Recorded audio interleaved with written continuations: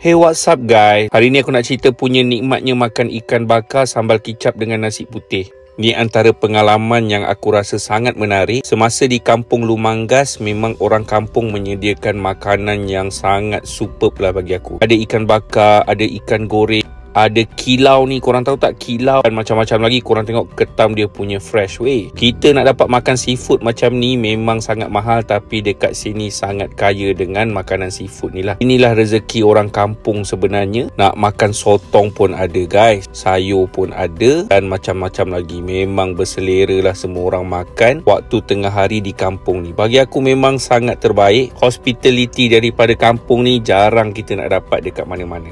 Basuh tangan dan makan. Yang ni aku nak cerita korang, ini nama lauk dia kilau. Korang tahu tak kilau? Dia adalah isi ikan yang diletak dengan cuka dan limau. The best thing, makan dengan sambal kicap ni. Punya selera, semua makan sampai diam semua. Fokus makanan yang ada. Siapa tengok video ni, dia teringat lagi momen lama dulu. Sila komen dekat bawah.